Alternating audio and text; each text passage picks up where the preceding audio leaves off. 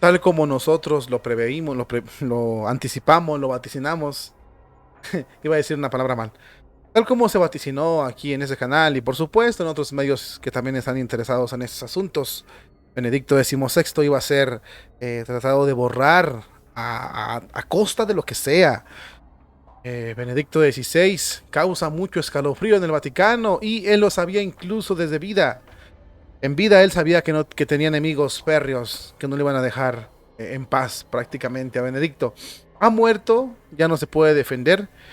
El secretario de Benedicto no sabemos cómo responda, si se venda, si sucumba al poder vaticano o no. Vamos a ver la historia, los hechos. Lo que sí sabemos es de que se está reabriendo un caso que causa muchas heridas, que causa mucha polémica, que levanta mucho polvo en la Iglesia Católica. Tiene que ver con una niña que pasó en la época del Papa Juan Pablo II y que sin duda alguna trajo muchas críticas y una tormenta sobre el Vaticano, pero el día de hoy lo van a utilizar para difamar, para destrozar, para quitar el legado para siempre de Benedicto X. De eso vamos a hablar el día de hoy, querido hermano en Cristo, en este programa tan importante. Espero y me acompañes y sin más, comenzamos.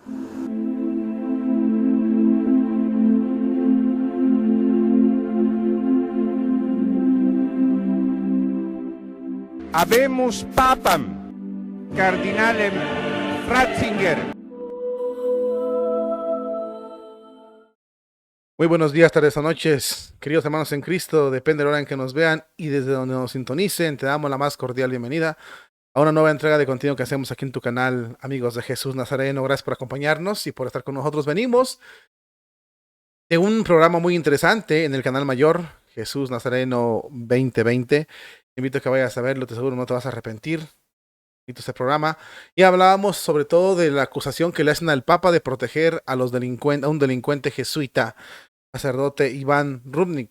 Y ahora vamos a hablar de un caso que se está abriendo en el Vaticano. Muchos quizás ya lo conocen. El caso es de Emanuela o Emanuella, como se mencione. Es Emanuela, Emanuela Orlandi. Aquí en español así lo podemos decir. Emanuela Orlandi. El Vaticano reabre este caso por peticiones de un familiar. Hay muchas verdades, hay muchas mentiras, hay mucha confusión y vamos a leer un poquito de esta información que creo que es interesante para ti, sobre todo para que te des cuenta cómo lo están utilizando. O sea, en lo que pasó fue un hecho, está involucrado el Vaticano. Para los que no entiendan, voy a abrirles un poquito los sentidos. El Vaticano es donde se reúne la peor podredumbre de la humanidad, pero también es donde reside la Iglesia Católica. Tú puedes llevarte las manos a la cabeza y decir, ¿cómo dijiste? O sea, ¿qué fue lo que acabaste de mencionar? Sí, el Vaticano es donde está la cloaca más oscura, más perversa, más terrible de la Iglesia Católica. Por desgracia, así es. Sin embargo, es donde reside la Santa Iglesia de Cristo también. Si lo ves desde un punto de vista frío, te vas a dar cuenta que, claro, el anticristo, Lucifer, están muy interesados en lo que pasa en el Vaticano. No se les puede escapar. ¿Por qué? Porque es el corazón, por así decirlo de una forma clara, de los católicos. Claro, es donde el Vaticano, es donde el demonio va a ejercer su poder para contaminar la Iglesia Católica. Eso es fácil de entender si comprendes un poquito la perversión de Satanás. Bueno, entonces este caso pasó ahí. Vamos a mostrarte un poquito esta información porque muchos quizás no lo conocen, muchos sí, los que lo conocen pueden entender, los que no lo van a comprender. No vamos a hablar en sí lo que pasó todo el caso. No, porque ya lo conocen y si no hay que investigarlo, sería muy largo el video. Y recuerden que aquí hacemos más resumido y vamos a lo que vamos. Entonces no sería mucho caso, pero vamos a dejarte las nociones. Ojalá si no lo conoces este caso, te metes a investigar, sobre todo documentos serios, porque hay mucha controversia, mucha maldad también para esto. Aquí te muestro la foto del Papa Benedicto, bueno, las fotos, y aquí te muestro el caso de esta muchacha. Es una jovencita, Emanuela Orlandi, así se puede llamar. Bueno, el director de la oficina de prensa de la Santa Sede, Marto Burnin, confirmó la decisión del promotor de justicia del Vaticano, Alexandro Didi, de reabrir una vez más este caso de Manuela Orlandi. ¿Quién es Manuela Orlandi? Bueno, vamos a ver que Manuela Orlandi era una hija de un empleado vaticano que desapareció en 1983, cuando tenía tan solo 15 años. Y su paradero, aún en el 2023, no se conoce con exactitud. Fíjate lo que estoy diciendo. Esta es una chica que fue un caso muy sonado, 1983. Bueno, pues esta niña desapareció de su casa o de la ciudad. Era hija de un empleado del Vaticano. Desapareció. Y desde 1983 hasta el día de hoy no ha aparecido la joven. No saben su paradero. Fíjense bien qué misterioso este caso donde está involucrado el Vaticano. Está involucrado las mafias con las que negociaba el Vaticano. Por duro que sea, es la verdad, no la vamos a negar. Entonces vamos a continuar con esta información de esta niña Emanuela. Ya lo dije, empleada del Vaticano, de una hija de un empleado del Vaticano. A los 15 años desapareció y todavía no sabe su paradero. Este misterioso caso que involucra a la mafia, fíjense bien, y al propio Vaticano, cuenta además con un documental que incluso en Netflix lo sacaron, que se llama bajo el título Vatican Girly, o Giri. Se escribe G-I-R-L, Girl, más o menos así, G-I-R-L. Vatican, así se pronuncia en Netflix este documental que habla sobre esta niña. La Santa Sede dio por cerrado el caso en abril del 2020. Sin embargo, el fiscal del Vaticano, Alessandro Didi, ha decidido recientemente reabrir el caso tras las peticiones de la familia de Emanuela. Según medios italianos, el fiscal afirmó que todos los archivos, documentos, informes, información y testimonios relacionados con el caso serán reexaminados para no dejar piedra sobre piedra. La determinación de la Santa Sede responde especialmente a las reiteradas peticiones del hermano de Emanuela, Pietro Orlandi, que durante 40 años ha liderado la campaña para resolver el caso de su hermana desaparecida. Duro esto. De acuerdo a la agencia de información, la abogada de la familia, Laura, dijo que los Orlandi todavía no reciben ninguna agitación de notificación oficial por parte del Vaticano.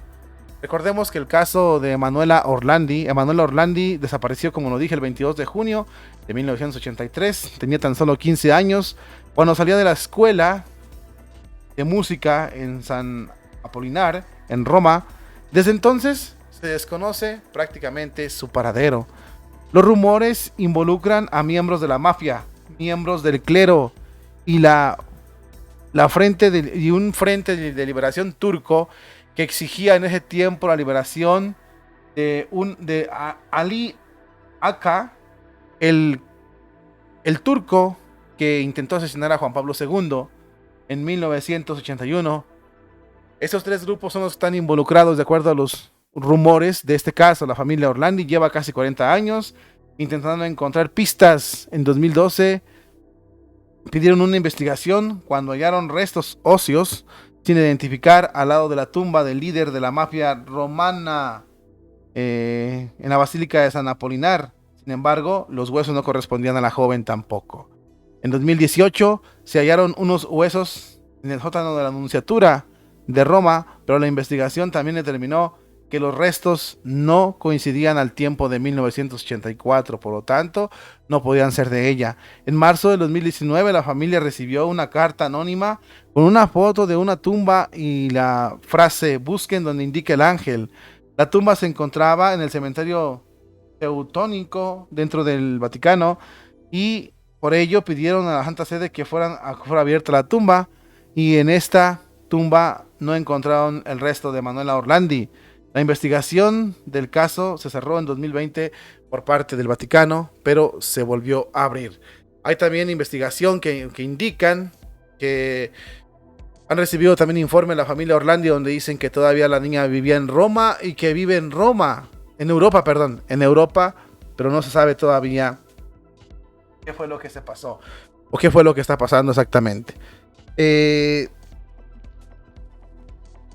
Hubo mucho revuelo por esto. La niña, este caso de la niña, sin duda alguna, qué duda cabe, tenía que destapar muchas cosas en el Vaticano, tenía que destapar esas negociaciones. Pero hay tres elementos principales que tenemos que tomar en cuenta. Uno, el asociamiento, los negocios, los fraudes, los trueques del clero con la mafia, del clero romano con la mafia italiana. Es algo muy duro esa relación que se ha destapado en la Iglesia Católica, que es verdad que no la podemos negar, pero no de la Iglesia, sino de los dirigentes masones que están allí en el Vaticano y hacen negocios con la mafia. Y también hay otro tercer punto involucrado, uno más, son tres, donde hablan del movimiento de los turcos que querían que liberaran al que intentó asesinar a San Juan Pablo II, que como no lo hicieron, pues como que se vengaron con la niña. Entonces tenemos esos tres puntos incógnitas.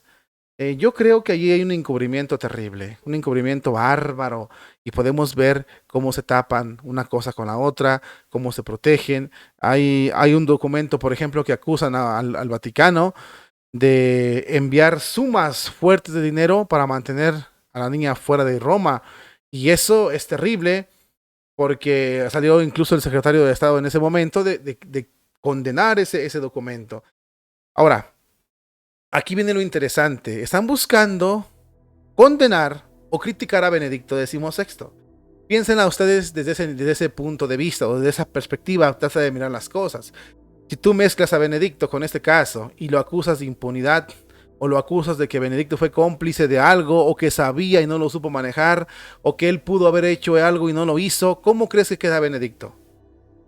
Si ayer estábamos hablando incluso de un posible milagro que hizo Benedicto para a un sacerdote en Estados Unidos, un milagro que hizo en vida, y estamos hablando de que Benedicto puede o tiene que ser llamado doctor de la iglesia o tiene que ser llamado santo, debería ir a los altares Benedicto, ese proceso. Y entonces tenemos el juego muy grande. El secretario de Benedicto XVI amenaza con destruir, con destrozar toda la información personal de Benedicto, donde pudiésemos encontrar evidencia de incluso del caso de esta niña. Dos, tenemos la certeza de que el Vaticano no quería a Benedicto XVI para nada. Entonces, el que se diga o el que se piense que llevar a Benedicto a los altares va a ser fácil, eso es mentira. A Benedicto no lo quieren. ¿Por qué no lo quieren? Bueno, porque si se lleva a los altares a Benedicto, el documento de Summorum Pontificum queda a la alza y el documento de tradiciones custodias del Papa Francisco se va a la basura. Eso no les conviene. Entonces, imagínense ustedes un escándalo de este calibre, de esta niña, donde no lo han aclarado, no lo pudo aclarar el Papa Juan Pablo II, no lo ha aclarado el Papa Francisco en casi 10 años de pontificado, ¿no? Casi 10 años de pontificado, no lo ha aclarado Benedicto por la gravedad, por el encubrimiento, o por lo terrible que puede ser esto, o lo bien que ocultaron evidencias, lo que sea, no se llegó a aclarar. Pero ustedes imagínense, traten de verlo así, ver al Papa, al Santo Padre Benedicto involucrado en este caso, con que aparezca el Papa Benedicto en un informe de que encubrió, de que él cómo se va a defender si ya no está. Ahora, si su secretario, Monseñor Gascoigne, destroza las evidencias de Benedicto XVI y nada más aparece aquí Benedicto XVI, adiós canonización, adiós documentos, adiós legado, adiós todo. Son astutos. Yo lo advertí y lo advertimos, son astutos. Los modernistas son muy astutos. No se piense que son unos tontitos que no saben hacer las cosas, que son torpes, que se guían incluso por instintos viscerales. No, no. Son bastante astutos y saben cómo hacer su trabajo. Tienen acceso a la información, tienen poder, tienen la prensa. Ustedes imagínense en la prensa internacional, Benedicto cómplice o posible cómplice de este caso. Benedicto lo sabía y lo cayó. Benedicto estaba enterado de ciertas cosas y omitió información. Ustedes imagínense dónde quedaría el Papa Emérito. La basura. Este caso es grave, es duro, pero sí refleja la mezcla de sacerdotes delincuentes, lo que decía Monseñor Isidro, lobos feroces, y arroja la muestra de que en el Vaticano está lo peor de lo peor, pero también está la Madre Iglesia Católica. Pero ahora la estrategia no es aclarar el caso de la niña. Casualidad que, como lo dijimos en el programa del Canal Mayor, si no lo has ido a ver, ve a verlo, te invito a que vayas. Allá lo advertimos, hay víctimas de un delincuente jesuita que no se dan a conocer, que no se investiga, que no se les responde. Y las víctimas están vivas y se pueden llamar, y se pueden testificar, y se puede comprobar, y se puede corroborar. Allá no hacen caso. Quieren abrir este caso para culpar a Benedicto XVI, terminar con su... Mucha atención, queridos hermanos en Cristo, porque lo que viene no es nada fácil para los católicos y sobre todo nos dejaría a los tradicionales en un lugar o en un lugar o muy mal parados ante esas circunstancias. Atentos, sobre todo oremos para que Dios ponga orden, pero también estemos dispuestos a dar la batalla, porque destruir a Benedicto sería destruir nuestro legado tradicional de la Iglesia Católica. Para ti ha servido esta información y para que te prepares y estés dispuesto a dar el combate hasta las últimas consecuencias, porque no nomás es la persona de Benedicto, es el legado tradicional como iglesia. Hasta pronto, bendiciones.